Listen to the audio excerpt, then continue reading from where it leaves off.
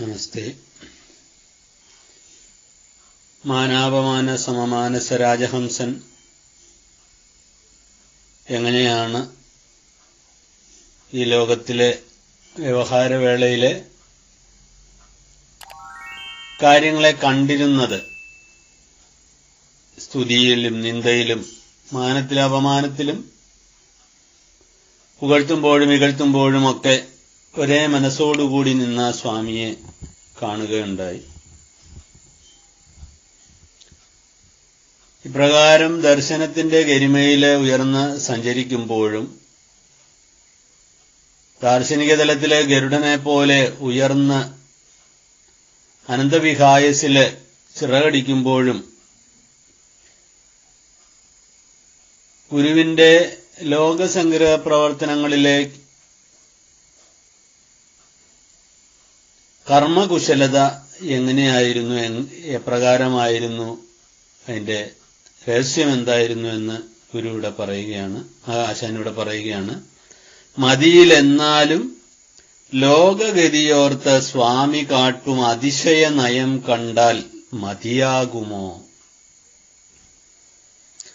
മതിയിലെന്നാലും ലോകഗതിയോർത്തു സ്വാമി കാട്ടും അതിശയ നയം കണ്ടാൽ മതിയാവുമോ?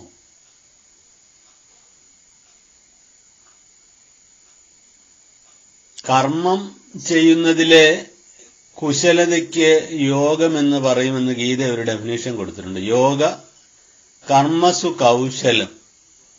യോഗമെന്ന് പറഞ്ഞാൽ ഈശ്വരനോടുള്ള ചേർച്ച, അല്ലെ ഈശ്വരന്റെ അവബോധത്തിലെ ഉണ്ടാകാവുന്ന ഒരു കാര്യം ഇവിടെ സൂചിപ്പിക്കുന്നു ഗീതാചാര്യൻ. കർമ്മങ്ങളെ കുശലതയോടുകൂടി ചെയ്യുന്നതും യോഗമാണ്. വിവിധ ഡെഫിനേഷൻ ശ്രീകൃഷ്ണ പരമാത്മാവ് കൊടുത്തിട്ടുണ്ട്.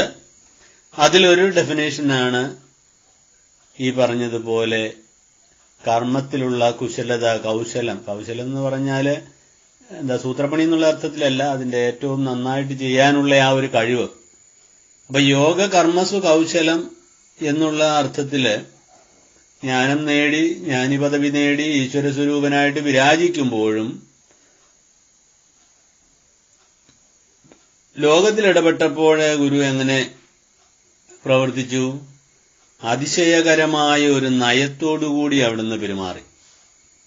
ഗുരുവിന്റെ നയം അത് അതിശയിപ്പിക്കുന്നതായിരുന്നു. സാധാരണ മനുഷ്യ മനസ്സുകൾക്ക് അതിശയത്തെ, അത്ഭുതത്തെ ഉളവാക്കുന്നതായിരുന്നു. അതുകൊണ്ടാണ് ഗുരു ചോദിക്കുന്നത്, തന്റെ ജീവചരിത്രം എഴുതിയാൽ, നമ്മുടെ ജീവചരിത്രം എഴുതിയാൽ ആരെങ്കിലും വിശ്വസിക്കുമോ എന്ന് ചോദിച്ചതിന്റെ കാരണം അതാണ്. അതിശയകരമായിരുന്നു അവിടുത്തെ ഇഹലോക വാഴ്വിലെ, ഇഹലോക സംഗ്രഹ പ്രവർത്തനങ്ങളിലെ കർമ്മകൗശലത എന്ന് പറയുന്നത്. കർമ്മകൗശല്യം, കർമ്മകുശലത എത്ര വലുതായിരുന്നു, അതിശയകരമായിരുന്നു. അത് കണ്ടാല്, അത് മനസ്സിലാക്കിയാല് നമുക്ക് മതിവരാത്ത രീതിയിൽ ചില മനസ്സിനും ബുദ്ധിക്കുമൊക്കെ പൂർണ്ണമായ തൃപ്തി കിട്ടുന്നതായിരുന്നു. മതിയാവാത്ത രീതിയിൽ അതിനെക്കുറിച്ച് വീണ്ടും വീണ്ടും കേൾക്കുവാനും കാണുവാനും അറിയുവാനും ഒക്കെ ഇഷ്ടം തോന്നുന്ന തരത്തിലുള്ളതായിരുന്നു എന്നാണ് ഇവിടെ ആശാൻ പറഞ്ഞതിന്റെ പൊരുള്. അതിശയ നയം കണ്ടാൽ മതിയാവുമോ? ഗുരുവിനെ പഠിക്കുമ്പോഴേ, ഗുരുവിനെ അറിയുമ്പോഴേ ഒരു പ്രത്യേകത വീണ്ടും വീണ്ടും അറിയണം, കാണണം, കേൾക്കണം എന്നുള്ള തോന്നലുണ്ടാവുന്നു. കൊച്ചപ്പിപ്പിള്ളയ്ക്ക് അരുവിപ്പുറത്ത് വെച്ച് അതാണ് തോന്നിയത്. ഈ ബാലനായ നാട്ടിൻപുറത്തുകാരനായി ഈ പയ്യൻ ഗുരുവിനെ യാദൃശ്യമായിട്ട് കാണുന്നു. നെയ്യാറിനക്കരയ്ക്ക് ഇരിക്കുന്ന യൗവനയുക്തനായിട്ടുള്ള തേജോമയമായ രൂപത്തെ കണ്ടു. വീട്ടിൽ ചെന്നപ്പോൾ വീണ്ടും കാണണമെന്ന് തോന്നുന്നു. അങ്ങനെ ദിവസവും ഗുരുസവിധത്തിലെത്തുകയാണ്. അയ്യപ്പൻ പിള്ള എന്ന സത്യവ്രത സ്വാമിയുടെയും ബോധാന സ്വാമിയുടെയും ഒക്കെ മനോഭാവവും അനുഭവവും വേറെയായിരുന്നില്ല താനും. സ്വാമി കാണിക്കുന്ന അതിശയകരമായ നയം എല്ലാറ്റിനെയും ഒന്നുപോലെ കണ്ടതാന്ന് പറഞ്ഞു. സ്വർണതതിയെയും ലോഷ്ടത്തെയും ദാർശനിക തലത്തിലെ ഒരേപോലെ കാണുന്നു. അതിന്റെ നിസ്സാരത മനസ്സിലാക്കുന്നതാണ് സ്വാമിയുടെ പ്രത്യേകത. എന്നിരുന്നാലും ഒരുവനെ കാണുമ്പോൾ ആ തരം വിരക്തിയോ ഒന്നും പുറമേ കാണിക്കില്ല. അവരോട് അതിശയകരമായിട്ട് ഏറ്റവും നന്നായിട്ട് പെരുമാറുന്നു. ഓരോരുത്തർക്കും തോന്നും ഗുരു തന്നെയാണ് ഏറ്റവും അധികം സ്നേഹിക്കുന്നതെന്ന്. അമ്പിളിയമ്മാവനെ കാണുമ്പോൾ ഓരോരുത്തർക്കും തോന്നത്തില്ലേ എന്റേതാണ് അമ്പിളിയമ്മാവൻ. നമ്മൾ നടക്കുന്ന ഡയറക്ഷനിലേക്ക് അമ്പിളിയമ്മാവൻ നടക്കുന്നു. നമ്മളുടെ ഒരു പരിചാരകനെ പോലെ അല്ലെ പുറകെ നടക്കുകയാണ്. നമ്മൾ മുമ്പോട്ട് നടന്നിട്ട് ചന്ദ്രനെ നോക്കുകയാണെങ്കിൽ ചന്ദ്രൻ നമ്മുടെ പുറകെ വരുന്നതായിട്ട് തോന്നും. ഇതേപോലെ അമ്പിളിയമ്മാവൻ എല്ലാവർക്കും ഒരേപോലെ ആയിരിക്കുന്നത് പോലെ ഇവിടെ ഇതാ സ്വാമിയും ആരൊക്കെയാണോ ഗുരുവിനെ നേരിട്ട് അറിഞ്ഞത് കണ്ടത് അവർക്കെല്ലാം ഈ മനോഭാവമായിരുന്നു. ഇപ്പോഴും ഗുരുവിനോട് അടുക്കുമ്പോൾ, ഗുരുവിന്റെ മുഖം കാണാൻ ശ്രമിക്കുമ്പോൾ, ഗുരുവിന്റെ സ്വഭാവ സ്വരൂപ വിശേഷത്തിലേക്ക് ഇറങ്ങിച്ചെല്ലുമ്പോൾ ഈ ഒരു തോന്നലാണ് ഏവർക്കും ഉണ്ടാവുന്നത്. ഗുരു എന്നെ സ്നേഹിക്കുന്നു, എന്റെ കാര്യം നോക്കുന്നു, ഗുരു എന്റെ കാര്യങ്ങളിൽ ശ്രദ്ധിക്കുന്നു എന്നൊക്കെ ഉള്ള തോന്നലുണ്ടാവുന്നത് കാണാം. അങ്ങനെ ഒരു ഡെഡിക്കേഷൻ ഉണ്ടാവണമെന്ന് മാത്രം. അതിനുവേണ്ട എന്താണ്? കായേന വാച മനസേന്ദ്രിയർവാ ബുദ്ധ്യാത്മനാവാ പ്രകൃതേർ സ്വഭാവാത് കരോമി യദ്യത് സകലം പരസ്മൈ നാരായണായേതി സമർപ്പയാമി. നാരായണനായിക്കൊണ്ട് സർവകർമ്മ സമർപ്പണം ചെയ്താൽ ഇതെല്ലാം ഉണ്ടായി വരും. അത് ശരീരം കൊണ്ടും മനസ്സുകൊണ്ടും ബുദ്ധി കൊണ്ടും അറിയാതെ ചെയ്യുന്ന പ്രവൃത്തി കൊണ്ടും ഒക്കെ നമ്മളുടെ ജീവിതം മുഴുവൻ ഗുരുവിലേക്ക് സമർപ്പിച്ചാൽ, ഗുരുവിന് കാഴ്ചവെച്ചാൽ, ഗുരുവിന് വച്ചുകൊടുത്താല് നിവേദ്യമായിട്ട് തീരട്ടെ എന്ന് വിചാരത്തോടുകൂടി നിവേദിച്ചതിനു ശേഷം കഴിക്കുക. തെക്തേന ഭുഞ്ചീത എന്നുള്ള മനോഭാവത്തില് ത്യജിച്ചിട്ട് ഭുജിക്കാൻ സാധിക്കുമ്പോഴാണ് ഗുരുവിന്റെ ഈ കുശലഭാവം നമുക്ക് മനസ്സിലാക്കാൻ സാധിക്കുന്നത്. സ്വാമി ഇത്ര നന്നായിട്ട് എന്തിനാ ലോകസംഗ്രഹ പ്രവർത്തനം ചെയ്തത്? ലോകഗതിയോർത്ത്. ലോകത്തിന്റെ ഒരു ഒഴുക്കുണ്ട്, ഒരു ചലന രീതിയുണ്ട്, ലോകഗതി. ഗതാനുഗതിക ന്യായം പോലെ ഒരാൾ പോയാൽ എന്റെ പിറകെ പോകുന്നത് പോലെ ഗുരു എന്താണോ ചെയ്യുന്നത് അത് ശിഷ്യന്മാരും ചെയ്യും. അതുകൊണ്ട് എന്ത് ചെയ്യും? ഗുരു ലൗകിക കാര്യങ്ങള് നടത്തുമ്പോൾ ഒരു തരത്തിലുള്ള വീഴ്ചയും വരാതെ ഗുരു ശ്രമിക്കും.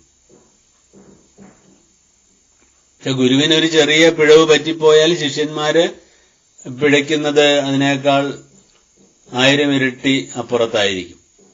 അതുകൊണ്ടൊരു ന്യൂനത വരാതിരിക്കുവാൻ വേണ്ടി ഗുരു അങ്ങേയറ്റം ശ്രമിച്ചിരുന്നു. അന്യൂനമായിരുന്നു അവിടുത്തെ കർമ്മകൗശല്യം. എല്ലാവരോടും ഗുരുവിന് വലിയ സ്നേഹമായിരുന്നു, കാരുണ്യമായിരുന്നു.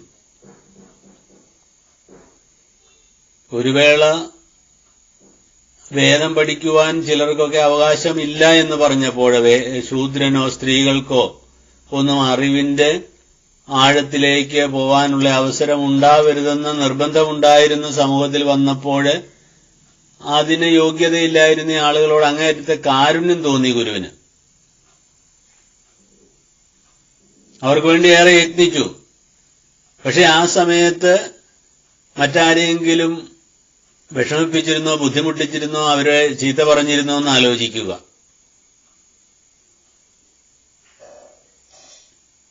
നമ്മൾ ചുറ്റും നോക്കിയാൽ തന്റെ എതിരാളികളെ കുറിച്ച് പുലഭ്യം പറയുന്ന ആളുകളെയാണ് കാണുന്നത്. രാഷ്ട്രീയത്തിലായിരുന്നാലും, മതത്തിലായിരുന്നാലും, സാമുദായിക സംഘടനകളിലായിരുന്നാലും, മറ്റ് സംഘടനകളിലൊക്കെ ആയിരുന്നാലും ഇഷ്ടം തോന്നിയില്ലെങ്കിൽ പിന്നെ ഏത് തരത്തിലുള്ള ദുഷിച്ച കാര്യങ്ങളും പറയാൻ മടിക്കുന്നില്ല. ഏത് നല്ല കാര്യം ഭരണപക്ഷം കൊണ്ടുവന്നാലും പ്രതിപക്ഷം എതിർക്കുക, പ്രതിപക്ഷത്തെ മോശമായിട്ട് ചിത്രീകരിക്കുക, ഇതൊക്കെയാണല്ലോ നമ്മൾ സാധാരണ കാണുന്ന വ്യവഹാരം.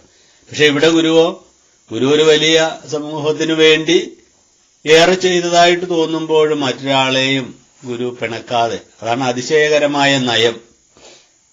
ആരോടും ഒരു തരത്തിലുള്ള ഒരു വേദനയും ഉണ്ടാവാതെ, ആർക്കും ഒരു വേദന ഉണ്ടാവാതെ ഗുരു വളരെയധികം ശ്രദ്ധിക്കുമായിരുന്നു. അതുകൊണ്ടാണ് സർവ്വലോകാനുരൂപനായിട്ട് മാറിയത്. എല്ലാവർക്കും ഇഷ്ടപ്പെട്ടവൻ, എല്ലാവരും ഗുരുവിനെ പ്രേമിച്ചിരുന്നു. അത് അതിശയകരമായ ആ നയം കൊണ്ടാണ്. ഗുരു ആ നയകോവിദനായിരുന്നു. ഈ നയം വേണമെങ്കിൽ തൻപോലെ ഉറുമ്പാദിയെയും പാർക്കാൻ സാധിക്കുമ്പോൾ മാത്രമാണ് ഈശ്വര സർവഭൂതാനാം ഹൃദ്ദേശേ തിഷ്ഠതി എന്നുള്ള അവസ്ഥയിലെത്തുമ്പോൾ ഈശ്വരൻ എല്ലാ ജീവജാലങ്ങളുടെയും ഉള്ളിലുണ്ട്, ഉള്ളിലിരിക്കുന്നു എന്ന കാഴ്ചപ്പാടുണ്ടാകുമ്പോൾ എല്ലാറ്റിനെയും സ്നേഹിക്കുവാൻ, എല്ലാവരോടും കാരുണ്യം കാണിക്കുവാൻ, കരുണ കാണിക്കുവാൻ സാധിക്കുന്നു. ഗുരു പറഞ്ഞല്ലോ, ഈ സ്ത്രീകളോട് ഏറ്റവും അധികം ബഹുമാനമുള്ളയാളായിരുന്നു. അവർക്ക് വേണ്ടി വിദ്യാലയം തുടങ്ങണമെന്നും അവർക്ക് വിദ്യ പഠിപ്പിച്ചു കൊടുക്കണമെന്നും അവർക്ക് എല്ലാവിധ സ്വാതന്ത്ര്യം കൊടുക്കണമെന്ന് പറയുമ്പോഴും ലോകസംഗ്രഹ പ്രവർത്തന വേളയിലെ ഗുരുദേവൻ ഒരു സന്യാസി കൂടിയായിരുന്നു, ഒരു ഗുരുസ്ഥാനീയൻ കൂടി ആയതുകൊണ്ട് എപ്പോഴും അവരിൽ നിന്ന് ഒരല്പം അകലം പാലിച്ചിരുന്നു. അതൊരു നയത്തിന്റെ ഭാഗമാണ്. അതുകൊണ്ട് സ്ത്രീകള് ഗുരുവിന്റെ സമീപം വന്നാല് ഗുരു ഒരല്പം അകലെയേ നിർത്തത്തുള്ളൂ. അതവരോടുള്ള ഇഷ്ടക്കുറവൊന്നുമല്ല. താനൊരു പ്രവാചകനായിട്ടിരിക്കുമ്പോൾ, ഗുരുവായിട്ടിരിക്കുമ്പോൾ താൻ സ്ത്രീകളെ വിളിച്ച് സ്വതന്ത്രമായിട്ട് സംസാരിക്കുകയും കൂടുതൽ സമയം അവരുമായിട്ട് ഇടപഴകുകയും ചെയ്താൽ ശിഷ്യന്മാര് പിന്നെ എവിടെയായിരിക്കും നിൽക്കുന്നത്? അതുകൊണ്ട് അങ്ങനെയൊന്നും വരാതിരിക്കാൻ വേണ്ടി ഗുരു വളരെ ശ്രദ്ധയോടുകൂടി കാര്യങ്ങൾ ചെയ്യുമായിരുന്നു. പണം കൈകാര്യം ചെയ്യുന്നതിൽ നിഷ്കിഞ്ചനായിരുന്നു ഗുരു. ഒരു പൈസ പോലും കയ്യിൽ വെക്കില്ലായിരുന്നു. പക്ഷേ കൃത്യമായിട്ട് കണക്ക് ബോധിപ്പിക്കണം, കണക്ക് എഴുതണം എന്നുള്ള കാര്യത്തിൽ ഗുരുവിന് നിർബന്ധ ബുദ്ധി ഉണ്ടായിരുന്നു. അതിനകത്ത് വിട്ടുവീഴ്ച ഉണ്ടായിരുന്നില്ല. ആശ്രമത്തിലുള്ളവര് ഇവിടെ എല്ലാവരോടും സ്നേഹമാണ്. പക്ഷെ കൃത്യമായിട്ട് പ്രാർത്ഥനയ്ക്ക് വന്നോണം. സന്ധ്യാപ്രാർത്ഥനയ്ക്ക് വരാത്തയാളിന് ഗുരു ശിക്ഷ വിധിച്ചു. അവന് കഞ്ഞി കൊടുക്കുമ്പോൾ, ഭക്ഷണം കൊടുക്കുമ്പോൾ ഉപ്പില്ലാതെ കൊടുക്കണമെന്ന്. ഇതാണ് ഗുരുവിന്റെ അതിശയകരമായ നയം.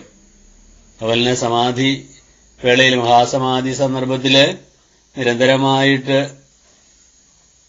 തന്നെ ശുശ്രൂഷിക്കുന്ന ശിഷ്യന്മാർക്ക് ഇളവ് കൊടുക്കാൻ ഗുരു കാരുണ്യം കാണിക്കുമായിരുന്നു.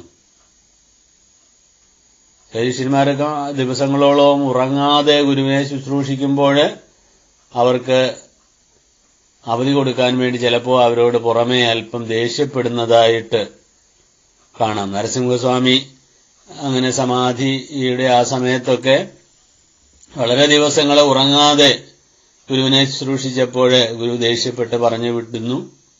2 ദിവസം കഴിഞ്ഞപ്പോൾ വീണ്ടും വിളിക്കുന്നു. ഇതാണ് ഗുരുവിന്റെ അതിശയകരമായ നയം. ആ നയത്തിന്റെ പൊടിയൊക്കെ നമുക്കും ഉണ്ടാകുവാനുള്ള ശ്രമം, ബോധപൂർവം ഉണ്ടാവാൻ നമ്മുടെ ഭാഗത്തു നിന്ന് ഒരു ശ്രമമുണ്ടാവണം. അത് സ്വാംശീകരിക്കുവാൻ സാധിക്കണം. അത്തരത്തിലുള്ള ഗുരു അനുഗ്രഹത്തിന് പ്രാർത്ഥിക്കുന്നു. നന്ദി.